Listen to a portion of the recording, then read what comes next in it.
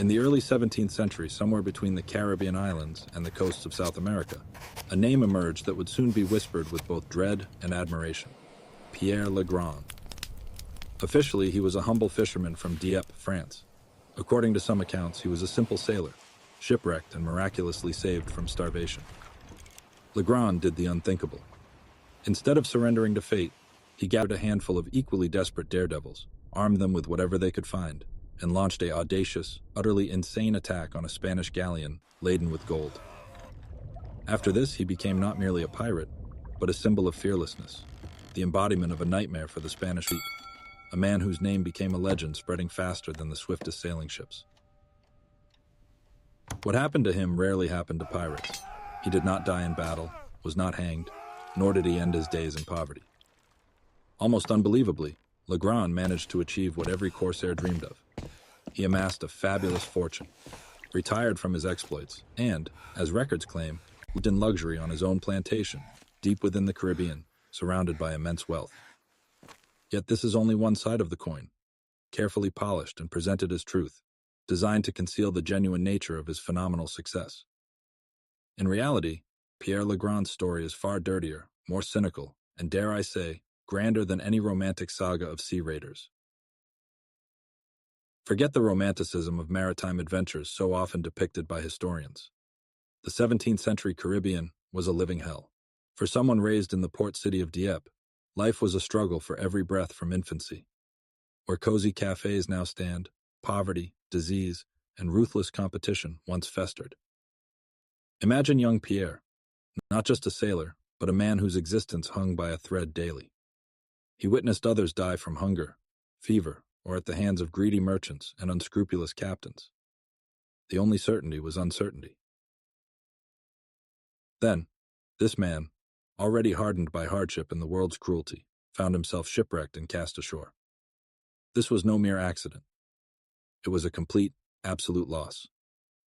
Everything he possessed, his meager belongings, his last hopes of returning to a semblance of normal life, was washed away by the waves. He miraculously escaped starvation, enduring trials that would have broken 9 out of 10. This experience didn't just leave scars on his body. It seared away Le Grand's last shred of naivety, his final belief in justice, his last speck of fear of death. The moment he, exhausted and desperate, stepped onto unfamiliar land, something irreversible occurred. This was his point of no return. He understood. The world was not merely unfair, it was predatory. And to survive within it, one had to become even more predatory.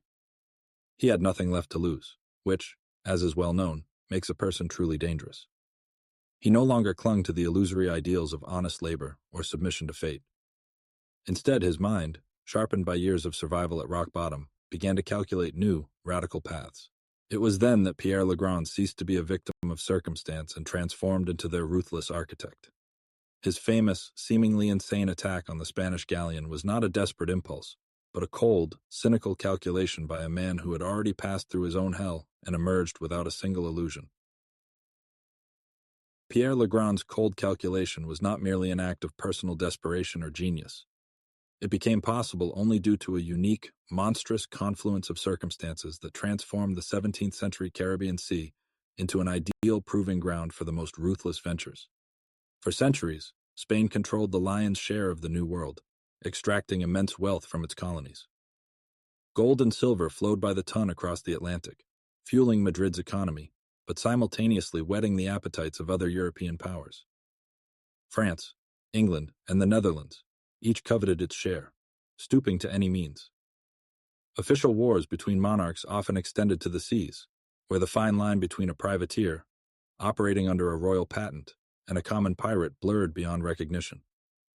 Royal letters granting the right to plunder enemy ships were merely a cover for legalized banditry, and those who issued them turned a blind eye to the true nature of these enterprises. The Caribbean basin became a boiling cauldron, where every ship laden with treasures became a target, and every port a potential breeding ground for intrigues and conspiracies. Trade routes were the arteries through which the empire's lifeblood flowed, and these arteries were constantly under attack. From Cuba to Portobello, from Jamaica to Tortuga, everywhere, an atmosphere of wild, untamed freedom prevailed, where might defined right, and wealth defined power. On these islands, lost in the boundless ocean, settled the most desperate and dispossessed, escaped slaves, deserters, former soldiers, sailors who survived shipwrecks, and criminals seeking refuge from old-world justice. They had nothing to lose, and were willing to take any risk for the ephemeral hope of a better life. Law was an abstraction here, and order a temporary phenomenon. Central authority was absent, and local governors, if they existed at all, often colluded with those they were supposed to prosecute.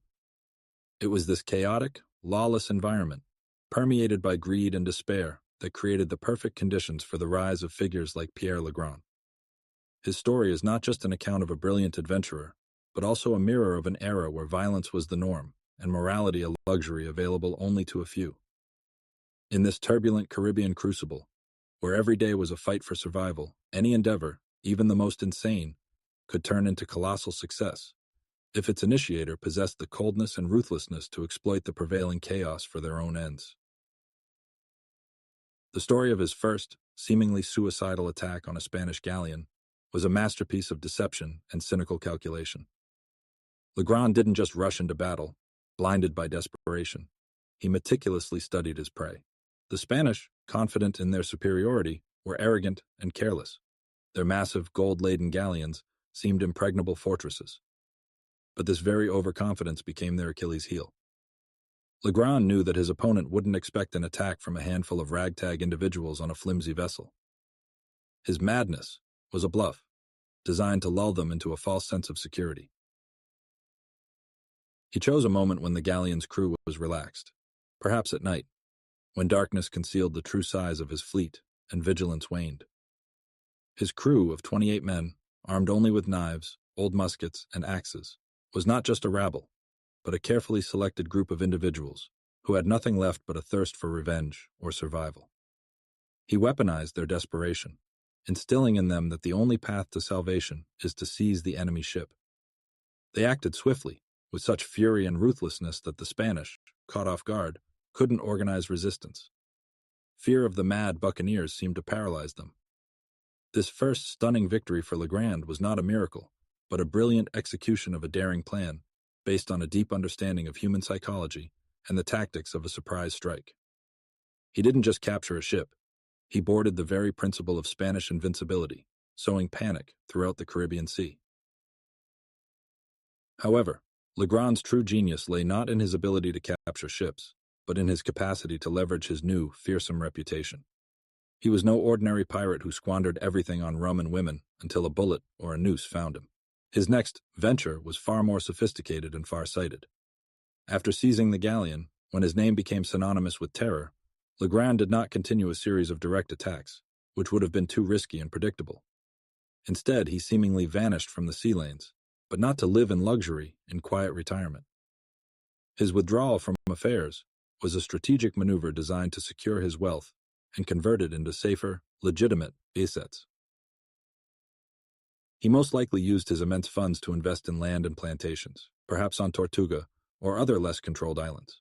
But this was not simply buying land. Behind it lay a complex network of intermediaries, front persons, and likely intimidation. He exploited his reputation as a ruthless cutthroat to dictate terms to local merchants and landowners, forcing them to sell assets at undervalued prices or enter into unfavorable partnerships. He might have acted as a protector for caravans, demanding exorbitant fees, or an investor whose funds were so dirty that no one dared question their origin. His plantation was not merely a home, but the hub of his shadow empire, where he continued to profit without risking his life at sea. He transformed from a predator hunting ships into an invisible puppet master, pulling strings in local commercial circles, using fear and corruption as his primary tools. This second, less known but far more lucrative, affair allowed him not only to amass a fortune but also to preserve it, avoiding the fate of most pirates whose careers ended swiftly and tragically. What distinguished Pierre Le Grand from hundreds of other buccaneers was not merely his luck or daring. It was his masterful control over human psychology and his unprecedented adaptability. He was not a charismatic leader in the usual sense. His charm was far more primitive and potent. It was the quintessence of ruthlessness, amplified by a display of unlimited, brutal power. People did not follow him out of admiration. They followed out of fear and greed, because Le Grand knew how to speak the language of their basest instincts. He did not promise them paradise, but he offered a chance to survive and perhaps grow rich, even at the cost of others' blood. His mastery lay in using others' weaknesses as leverage. For the desperate, he was a last hope. For the greedy, a path to untold riches. For the cowardly, a source of all-consuming terror. He masterfully manipulated information, transforming each victory into a legend, every rumor about himself into a tool of intimidation. He understood that the myth of an invincible pirate who disappears and reappears was far more terrifying and effective than any real threat. His retirement was not merely a retreat to leisure, but a brilliant information operation. He allowed the world to believe he had departed, but in reality, he had merely shifted his battlefield, transferring his war from the seas to the land, into offices and trading houses.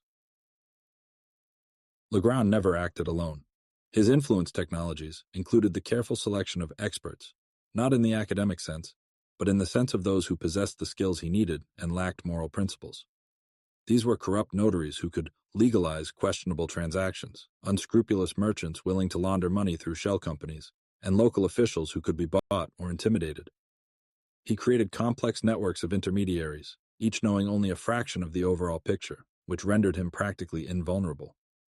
These individuals were not his friends or comrades.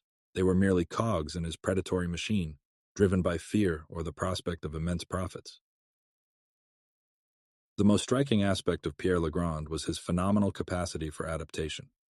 He was not a rigid pirate, tethered to one mode of existence. He saw how rapidly the Caribbean world was changing, how the presence of European powers intensified, and how laws against piracy became stricter. He understood that the era of overt brigandage was not eternal. It was this foresight that allowed him to achieve what almost none of his contemporaries could. He not only survived, he thrived, constantly changing tactics while maintaining his ultimate goal, total control and boundless enrichment. He did not allow circumstances to shape him. He shaped circumstances himself, transforming every crisis into an opportunity and every fear into an instrument of his influence. It was in this shadow, behind the scenes of official decrees and naval battles, that the true drama unfolded. Pierre Le Grand was no lone wolf.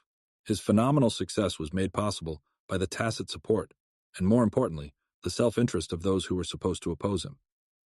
High-ranking officials, governors, royal envoys, many were entangled with pirates not only through corruption, but also direct financial interests. They saw Le Grand not as a threat, but as a tool to weaken the Spanish monopoly, or for personal enrichment. Yet among them was one figure who stands out, whose destiny became inextricably linked with Le Grand's ascent, and who unknowingly became his primary antagonist, not in open combat, but in a sophisticated game where the stakes were control over the entire Caribbean Sea. This was Bertrand Ogeron de Ducasse, appointed governor of Tortuga, a man whose public reputation was impeccable, but whose hands were elbow-deep in gold gained from others' lives. Ducasse did not merely turn a blind eye to the buccaneers' excesses, he actively encouraged them, seeing them as a strike force against the Spanish, and a source of immense revenue for himself and his patrons at the French court. He believed he held Le Grand on a short leash, using him as a ruthless executor of his secret directives. Ducasse provided Le Grand with refuge, supplies, and information about Spanish galleon routes, demanding a lion's share of the spoils in return, naively believing he controlled this wild beast. But Ducasse underestimated Le Grand. He failed to realize that each act of patronage only strengthened the pirate's position, making him more independent. Le Grand was no puppet. He was a parasite who used his host to grow and gain power. The history of their relationship is one of hidden conflict, where each tried to outwit the other using the same tools: deception, fear, and avarice. Ducasse, who imagined himself a shaper of destinies, gradually lost control, watching Le Grand transform from his instrument into an autonomous, uncontrollable force.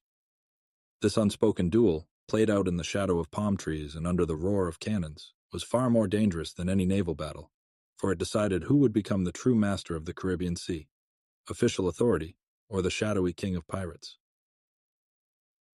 Bertrand Ogeron de Ducasse, observing Le Grand transform from a controllable instrument into an autonomous, uncontrollable force, realized that his own standing at the French court was now threatened. This was not merely a loss of control. It was a direct rivalry for influence that Ducasse could not afford. He began to act, and his strategy was as ruthless and sophisticated as Legrand's own methods. Pierre Le Grand's final mistake was not a misstep in battle, but a fatal overestimation of his own invulnerability and, more importantly, an underestimation of Ducasse's desperation. Intoxicated by success, Le Grand began to cross invisible lines. His shadow operations became so extensive that they directly intersected with France's official trade interests, and his influence over local officials became so pervasive that it directly undermined the governor's authority, questioning his ability to manage the colony. Ducasse would not directly attack Le Grand, risking exposure of his own ties to the pirate world and validating the buccaneer's myth of invincibility. He understood that the pirate's legend was too strong, and his direct annihilation would raise questions in Paris. Instead, he began methodically dismantling Le Grand's empire from within, using the same tools Le Grand himself employed: fear, information, and corruption. He started cutting off the channels through which Le Grand received intelligence on Spanish ship movements and French administrative plans. Corrupt notaries suddenly became unavailable for unofficial dealings. Unscrupulous merchants laundering money faced unexpected and public inspections from royal auditors, and local officials, previously compliant for generous bribes, began to show resistance, citing new, stricter instructions from the metropole. Ducasse did not arrest them. He simply made their cooperation with Le Grand too risky and unprofitable. This was a slow, suffocating tightening of the noose. Le Grand, accustomed to being an unseen puppet master, suddenly found the strings slipping from his fingers. His meticulously constructed network of intermediaries, built for safety and anonymity, now worked against him.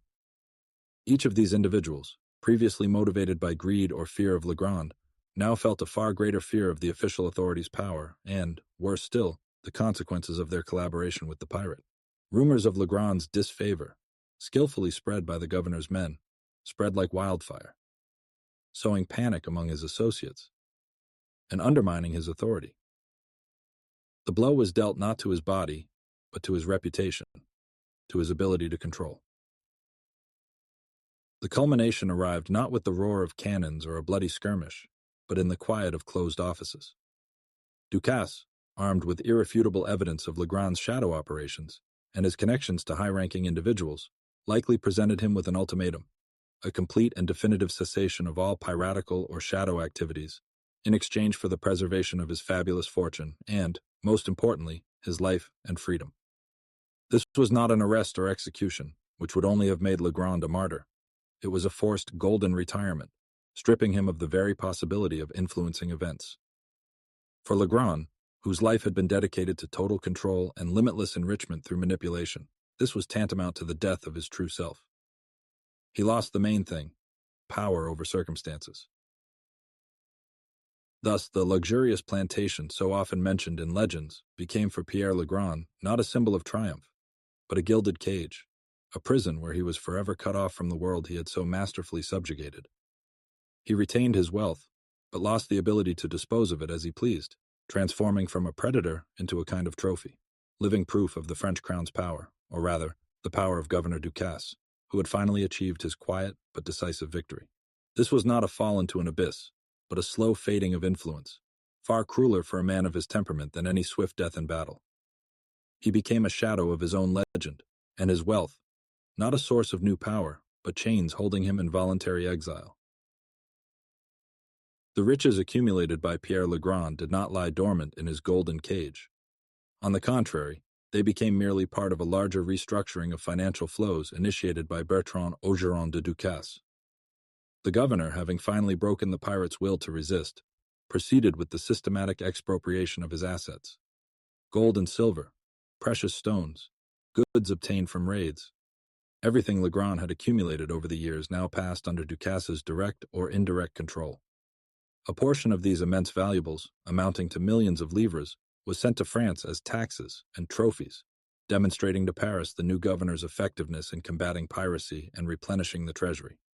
Another, much larger portion found its way into the personal coffers of Ducasse and his close associates, solidifying their positions and influence at court. The fate of Le Grand's so-called investors proved unenviable.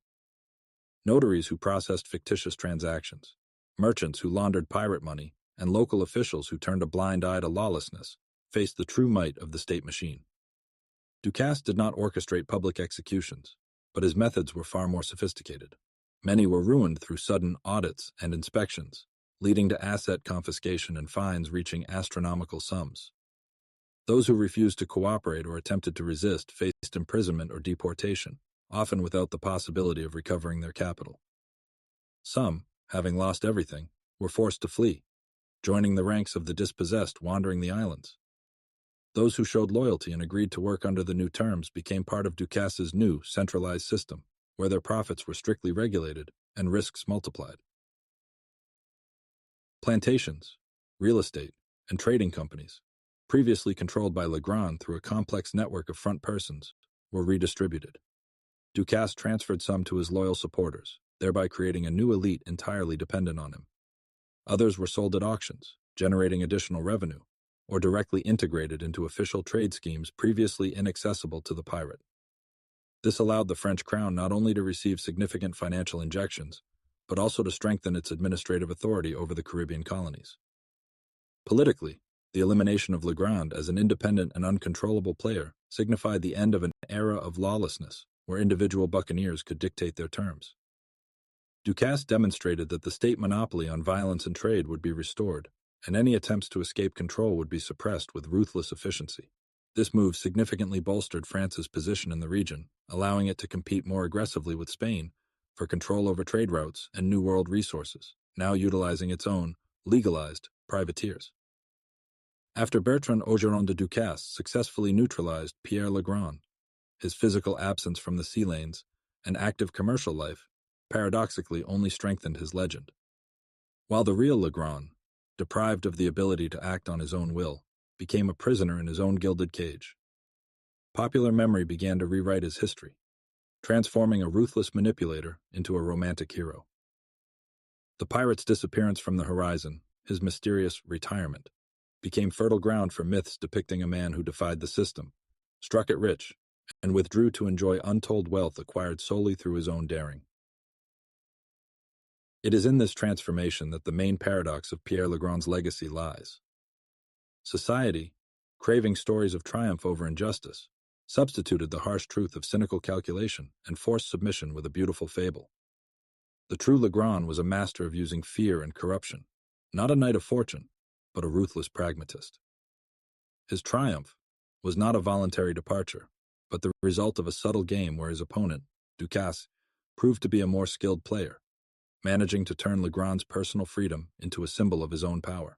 The myth of Le Grand, who became rich and free, served as a convenient facade, concealing the true dynamics of power in the Caribbean, where the state machine inexorably absorbed and digested any independent forces. This story is not just a chapter from a pirate's life, but a universal lesson on how public consciousness is formed, and how easily myth replaces unpleasant truth. Le Grand became a symbol not because of his actual feats, but because of their carefully calibrated distortion. His victory in the public imagination was, in fact, his greatest defeat, for he lost control over his own narrative. He, who so masterfully manipulated others' lives and circumstances, ultimately became an object of manipulation himself. His legend became a tool in the hands of those who sought to reinforce order and control. In the end, Pierre Le Grand, a man who taught the world to fear and obey, found himself trapped by his own image. His legacy is not a triumph of adventurism, but a reminder of the futility of attempts to fully escape the control of dominant structures. Even the most ruthless player can be absorbed by the system if they underestimate its ability to adapt and reframe threats into its own assets. Le Grand's story is not about romance, but about a harsh reality where even legends